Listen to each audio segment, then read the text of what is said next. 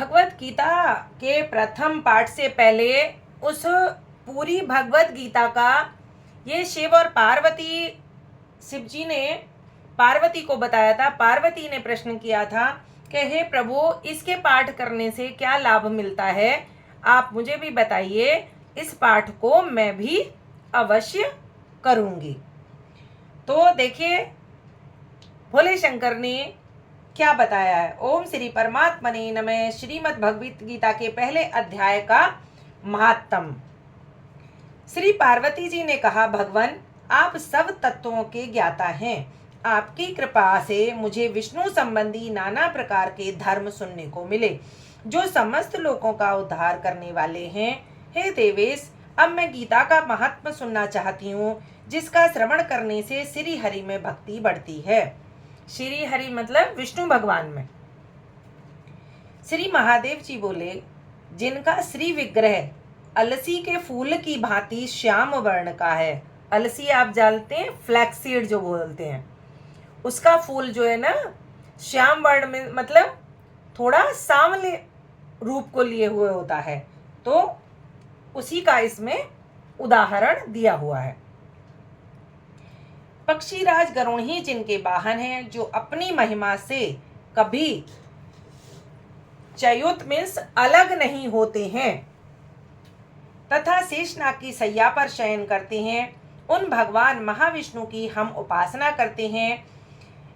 एक समय की बात है, मुर दैत्य के नाशक भगवान विष्णु शेषनाग के रमणीक आसन पर सुखपूर्वक विराजमान थे। उस समय समस्त लोगों को आनंद देने वाली भगवती बोध कराती है। मेरे इस संदेह का आप निवारण करिए।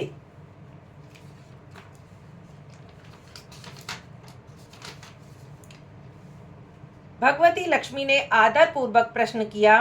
श्री लक्ष्मी जी ने पूछा, भगवान आप संपूर्ण जगत का पालन करते हैं, करते हुए भी अपने ऐश्वर्य के प्रति उदासीन से होकर जो इस क्षीर सागर में नींद ले रहे हैं, इसका क्या कारण है।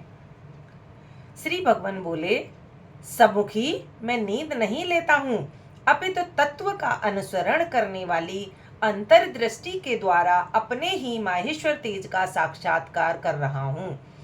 हे देवी, यह वही तेज है जिसका योगी पुरुष कुशाग्र बुद्धि के द्वारा अपने अंतःकरण में दर्शन करते हैं तथा जिसे मीमांसक विद्वान वेदों का सार तत्व निश्चित करते हैं।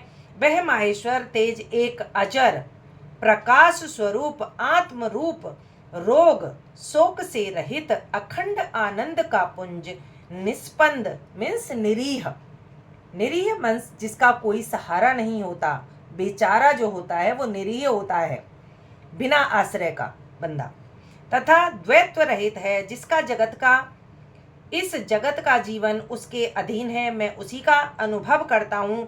देवेश्वरी, यही कारण है कि मैं तुम्हें नींद लेता सा प्रतीत हो रहा हूँ। श्री लक्ष्मी जी ने कहा, ऋषिकेश आप ही योगी पुरुषों के ध्येय हैं, आपके अतिरिक्त भी कोई ध्यान करने योग्य तत्व है।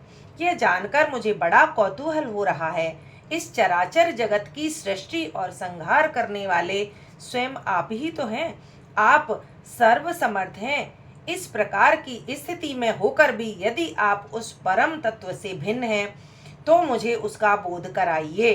श्री भगवान बोले, प्रिय, आत्मा का स्वरूप दैत्य और अदैत्व से पृथक और भाव और अभाव से मुक्त तथा आदि और अंत से रहित है। शुद्ध ज्ञान के प्रकाश से उपलब्ध होने वाला तथा परमानंद स्वरूप होने के कारण एकमात्र सुंदर है। वही मेरा ईश्वरीय रूप है। आत्मा का एकत्व ही सबके द्वारा जानने योग्य है। गीता शास्त्र में इसी का प्रतिपादन हुआ है। अमित तेजस्वी भगवान विष्णु के ये वचन सुनकर लक्ष्मी देवी ने शंका उपस्थित करते हुए कहा, भगवान यदि आपका स्वरूप स्वयं परमानंदमय और मन वाणी की पहुंच के बाहर है तो गीता कैसे उसका बोध कराती है। मेरे इस संदेह का आप निवारण कीजिए। जय विष्णु भगवान। श्री भगवान बोले, सुंदरी सुनो, मैं गीता में अपनी स्थिति का वर्णन करता हूँ। क्रम से 5 अध्यायों को तुम 5 मुख ध्यान से सुनिएगा कि इसमें क्या क्या बताया गया है। क्रम से 5 अध्यायों को तुम 5 मुख जानो, 10 अध्यायों को 10 भुजाएं समझो तथा एक अध्याय को उदर मीन्स पेट और 2 अध्यायों को दोनों चरण कमल जानो।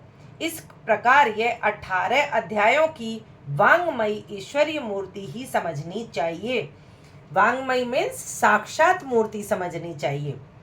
जो उत्तम बुद्धि वाला पुरुष गीता के एक या आधे अध्याय का अथवा एक आधे या चौथाई श्लोक का भी प्रतिपादन प्रतिदिन अभ्यास करता है, वह सुशर्मा के समान मुक्त हो जाता है। श्री लक्ष्मी जी ने पूछा, देव सुशर्मा कौन था, किस जाति का था और इस कारण से उसकी मुक्ति हुई? श्री भगवान बोले, प्रिय सुशर्मा बड़ी खोटी बुद्धि का मनुष्य था। पापियों का तो वह शिरोमणि ही था। उसका जन्म वैदिक ज्ञान से शून्य एवं क्रूरतापूर्ण कर्म करने वाले ब्राह्मणों के कुल में हुआ था। वह न ध्यान करता था, न जप, न होम करता था, न अतिथियों का सत्कार करता। वह लंपट होने के कारण सदा विषयों के सेवन में ही आसक्त रहता था। हल जोतता और पत्ते बेचकर जीविका चलाता था। उसे मदिरा पीने का भी व्यसन था। वह मांस भी खाया करता था। इस प्रकार उसने अपने जीवन का दीर्घ काल व्यतीत कर दिया। एक दिन मूढ़ बुद्धि मतलब मंद बुद्धि, मूढ़ बुद्धि मतलब मंद बुद्धि, मूढ़ बुद्धि सुशर्मा पत्ते लाने के लिए किसी ऋषि की वाटिका में घूम रहा था। इसी बीच में काल रूपधारी काले सांप ने उसे डस लिया। सुशर्मा की मृत्यु हो गई। तदनंतर वह अनेक नरकों में जा वहां की यातनाएं भोग कर मृत्युलोक में लौट आया और वहां बोझा ढोने वाला बैल बना। उस समय किसी पंगु ने अपने जीवन को आराम से व्यतीत करने के लिए उसे खरीद लिया। बैल ने अपनी पीठ पर पंगु का भार ढोते हुए बड़े कष्ट से 7-8 वर्ष बिताए। पंगु कौन होते हैं? जो चलने में समर्थ नहीं होते या जो चलना नहीं चाहते, जिनके ईश्वर ने पैर भी दिए हैं और वो चलना नहीं चाहते, आप ये समझिए कि वो पंगु कहलाएगा। उसका ही इसमें वर्णन दिया गया है। मतलब बैल पे चढ़ के वो जाता था पंगु। पंगु का भार ढोते हुए बड़े कष्ट से 7-8 वर्ष उसने बिताए। एक दिन पंगु किसी ऊंचे स्थान पर बहुत देर तक बड़ी तेजी के साथ उस बैल को घुमाता रहा। इससे वह थककर बड़े बेग से पृथ्वी पर गिरा और मूर्छित हो गया। उस समय वहां कौतूहल बस आकृष्ट हो बहुत से लोग एकत्रित हो गए। यूं समझिए कि जैसे किसी का एक्सीडेंट हो जाता है और वहां बहुत सारे लोग कई बार जमा हो जाते हैं, उसी तरह यहां भी हुआ। उस जन समुदाय में से किसी पुण्य आत्मा व्यक्ति ने उस बैल का कल्याण करने के लिए उसे अपना पुण्य दान किया। मान लीजिए जैसे मैं आज गीता पाठ कर रही हूँ, प्रभु मुझे कोई पुण्य दान दे, कल को कोई भी मेरे आसपास का व्यक्ति परेशान हो तो मैं नहीं जानती कि मैंने कौन सा पुण्य किया है, लेकिन फिर भी अगर उसको कोई कष्ट है और मैं चाहूँ कि हे प्रभु मेरा जो भी पुण्य है आप उसे दे दीजिए और उसकी मुक्ति कर दीजिए, वैसा ही पुण्य दान कहलाता है कि ये दान जो है पुण्य दान होता है। आगे की कथा सुनेंगे। बोलो श्री हरि विष्णु की जय।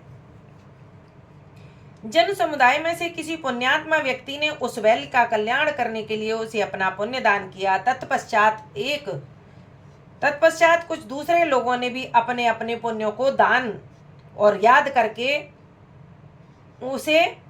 उसके लिए दान किया। उस भीड़ में एक वेश्या भी खड़ी थी। उसे अपने पुण्य का पता नहीं था, तो भी उसने लोगों की देखा देखी उस बैल के लिए कुछ त्याग किया। मतलब उसे पता तो था नहीं, लेकिन उसने भी अपनी ईश्वर से प्रार्थना करी कि प्रभु मेरा कोई भी पुण्य हो तो आप इसको दे दीजिए और इसकी मुक्ति कर दीजिए। तदनंतर यमराज के दूत उस मरे हुए प्राणी मीन्स उस बैल को लेने के लिए पहले आए और पहले उसे यमपुरी ले गए। वहां ये विचार करके यह वैश्या के दिए हुए पुण्य से पुण्यवान हो गया है, उसे छोड़ दिया गया। देखिए कितना बड़ा महत्व बताया गया है ना। फिर वह भूलोक में आकर उत्तम कुल और सील वाले ब्राह्मणों के घर में उत्पन्न हुआ। उस समय भी उसे अपने पूर्व जन्म की बातों का स्मरण बना रहा। किसको? उस बैल को, जो वैश्या के पुण्यदान से यमपुरी में गया था, तो वहां उसे यातनाओं से छोड़ दिया गया और छोड़ने के बाद उसे पृथ्वी पर जन्म दिया गया, और जन्म दिया गया तो उसे ब्राह्मण के घर में जन्म दिया गया, तो उसे वहां अपनी पुराने जीवन काल का वृत्तांत सारा याद था। बहुत दिनों के बाद अपने अज्ञान को दूर करने वाले कल्याण तत्व का जिज्ञासु होकर वह उस वैश्या के पास गया और उसके दान की बात बताते हुए उसने पूछा, तुमने कौन सा पुण्य दान किया था? वो ब्राह्मण के घर में जब जन्मा तो उसे याद था, तो वो वहां गया। वैश्या ने उत्तर दिया, वह पिंजरे में बैठा हुआ तोता प्रतिदिन कुछ पढ़ता है। उससे मेरा अंतःकरण पवित्र हो गया है, उसी का पुण्य मैंने तुम्हारे लिए दान किया था। इसके बाद उन दोनों ने तोते से पूछा। तब उस तोते ने अपने पूर्व जन्म का स्मरण करके प्राचीन इतिहास कहना आरंभ किया। शुक बोला, शुक मीन्स तोता बोला, पूर्व जन्म में मैं विद्वान होकर भी विद्वता के अभिमान से मोहित रहता था। मेरा राग द्वेष इतना बढ़ गया था कि मैं गुणवान विद्वानों के प्रति भी ईर्षा भाव रखने लगा। फिर समयानुसार मेरी मृत्यु हो गई और मैं अनेकों घृणित लोगों में भटकता फिरा। उसके बाद इस लोक में आया। सद्गुरु की अत्यंत निंदा करने के कारण तोते के कुल में मेरा जन्म हुआ। पापी होने के कारण छोटी अवस्था में ही मेरा माता पिता से वियोग हो गया। एक दिन मैं ग्रीष्म ऋतु में तपे हुए मार्ग पर पड़ा था। वहां से कुछ श्रेष्ठ मुनि मुझे उठा लाए और महात्माओं के आश्रम में के भीतर एक पिंजरे में उन्होंने मुझे डाल दिया। वहीं मुझे पढ़ाया गया। ऋषियों के बालक बड़े आदर के साथ गीता के प्रथम अध्याय की आवृत्ति करते थे। आवृत्ति मीन्स पढ़ते थे। उन्हीं से सुनकर मैं भी बारंबार पाठ करने लगा।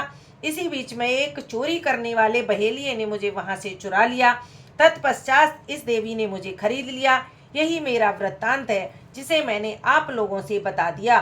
पूर्व काल में मैंने इस प्रथम अध्याय का अभ्यास किया था, जिससे मैंने अपने पापों को दूर किया है। फिर उसी से इस वैश्या का भी अंतःकरण शुद्ध हुआ है और उसी के पुण्य से द्विज श्रेष्ठ सुशर्मा भी पाप मुक्त तो हुए हैं। इस प्रकार परस्पर वार्तालाप और गीता के प्रथम अध्याय के महात्म की प्रशंसा करके वे तीनों निरंतर अपने अपने घर पर गीता का अभ्यास करने लगे। फिर ज्ञान प्राप्त करके वे मुक्त हो गए। इसीलिए जो गीता के प्रथम अध्याय को पढ़ता, सुनता अथवा अभ्यास करता है, उसे इस भव सागर को पार करने में कोई भी कठिनाई नहीं होती है। ये शिव शंकर और पार्वती का संवाद था, जो लक्ष्मी और विष्णु का संवाद और गीता का महात्म बताया गया। बोलो विष्णु भगवान की जय।